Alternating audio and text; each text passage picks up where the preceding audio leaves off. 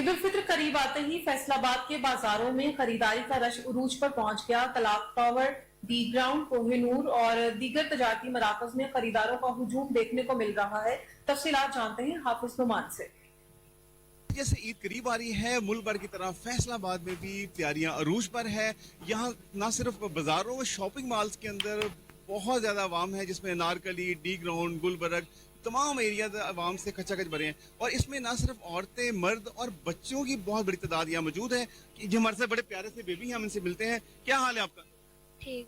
और ईद की तैयारियां कैसी हैं? हाँ जी, मेरी ईद की शॉपिंग हो चुकी है, अब बस ईद का इंतजार कर रहे हैं। ईद पे क्या करेंगे? ईद मनाएंगे। जी अस्सलाम वालेकुम। वालेकुम सलाम। तो माशाल्लाह सर, ईद बिल्कुल सर पे है और पहुंच गए। और तैयारियां कैसी हैं आपकी फैमिली की? जी तैयारियां अच्छी जा रही हैं, फैमिली आपके सामने है, चूड़ियां चल रही हैं, खरीदारी हो रही है, फैमिली सब अफ्तारी पे जा रहे हैं। किसी के लिए भी चूड़ियां लेके जा रहे हैं, अपने घर के लिए भी, सबके लिए भी। ईद की गहमा गहमी है, बच्चे बड़े ऐसे परजोश हैं। हम बात करते हैं। जी बेटा, ईद की तैयारी कैसे चल रही है? ईद की मैंने तैयारी कर ली है, कपड़े भी ले लिए हैं, जूते भी ले लिए हैं। अब मैं यहाँ पर कड़ियाँ लेने आया हूँ। अस्सलाम वालेकुम जी। तो अभी ईद की आ गई है, तैयारियां हैं, कैसी चल रही हैं? बस अच्छी चल रही है जी। तो कुछ खरीदारी वगैरह की है आपसे? जी खरीदारी की है जी। क्या क्या शॉपिंग वगैरह की?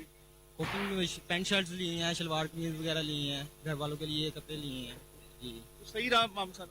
नहीं, बस आजकल जो महंगाई चल रही है आपके सामने, जो मुल्क की सूरत हाल है, बस गुजारा ही हो रहा है।